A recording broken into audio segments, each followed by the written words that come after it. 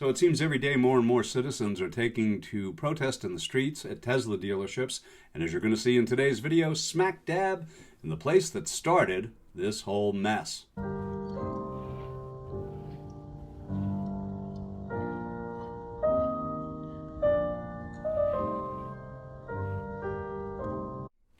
Now, today's series of incredible videos of the protesters that flooded the lobby of Trump Tower earlier today, we have those videos and the social media reactions. Well, you can really enjoy the last one from Marjorie Taylor Greene. Stick around for that. They all capture the divide that Trump's policies are causing across this country on so many levels. Now, in this case, it's a seismic reaction today on Trump's turf, as you're about to see in a second. This is a very public response to this news from just this morning. This morning, new developments in the case of the Palestinian activist and Columbia University grad detained by ICE. Mahmoud Khalil, who was a spokesperson for pro-Palestinian protests, remains in custody in Louisiana as the Trump administration moves to deport him despite his green card status. Joining us now, Charlie Savage, reporter for the New York Times. Charlie, it's great seeing you. Thank you. Where do things stand on this case as of right now? As of right now, he is still detained in an ICE facility in Louisiana. A judge in New York has ordered the government not to deport him for now.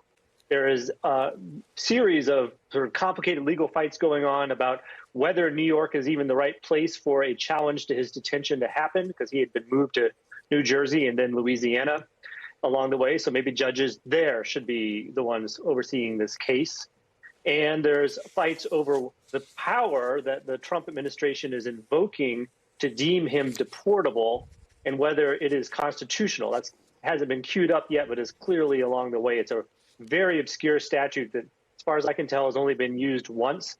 And it's because green card holders have constitutional rights, it's not clear that that provision actually is constitutional in a situation like this. So it's a real tangle. Yeah, and sure.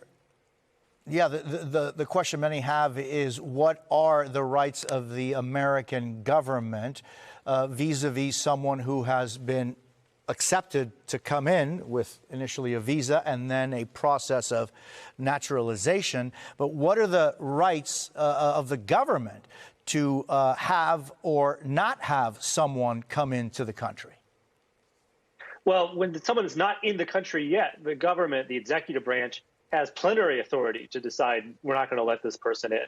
And so that's not in dispute. But this is someone the government did let in and did grant a visa to and then grant a permanent residency to. And so even though he is not an American citizen, lawful permanent residents, green card holders, are also protected by the Constitution. They have First Amendment free speech rights. They have Fifth Amendment due process rights. And so this obscure provision in the Immigration and Naturalization Act that says the Secretary of State can kick anyone out if he decides their presence here is contrary to our foreign policy, which seems to give him just unfettered plenary authority, Marco Rubio in this case, just to kick anyone out, has to be tested against these constitutional rights. You don't usually think about the government as having rights, but people have rights in the Bill of Rights. And so that provision, which has only been tested once and without any definitive result, is going to, at some point here, come under a really scorching Bill of Rights test. Charlie Savage, thank you very much. Appreciate it. So earlier today, the Jewish Voice for Peace group, they assembled in the lobby of Trump Tower.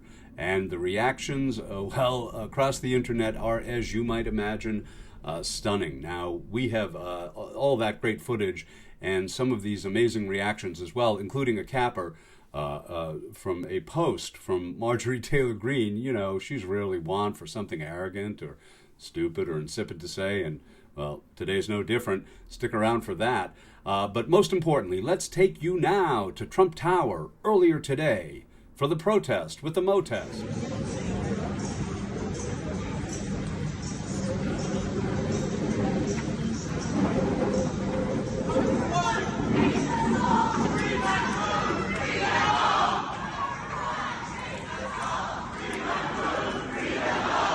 Here's a reaction to that. Whoa! That is some group of people, thousands. Oh, sorry, my bad.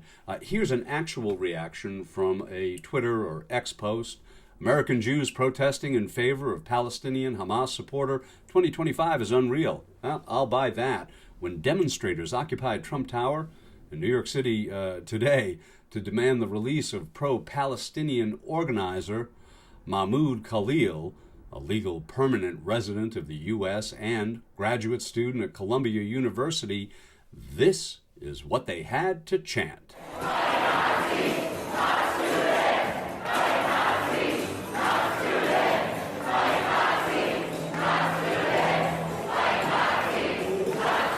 Wow, this footage, I mean, it's really lighting up the internet today.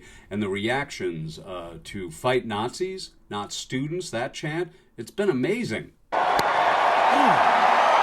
Oh, again, my bad.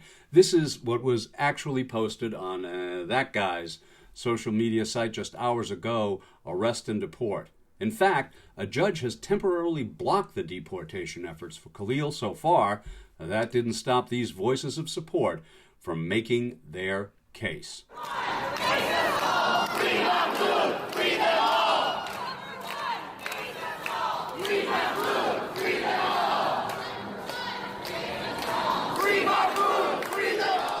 And to the idea of free Mahmoud, free them all, one special congressional Butte had this to say on Twix, Twitter, X, whatever it is.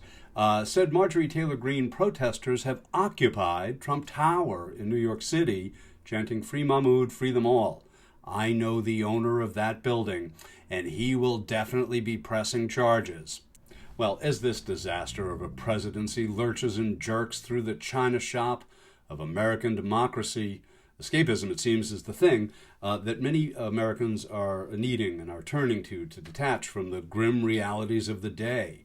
Now, today's report, that got me to thinking about watching something upbeat by comparison, something like this. Happy birthday to the former Mr. Faye Dunaway, the great Peter Wolf. Do you want to dance? Yeah!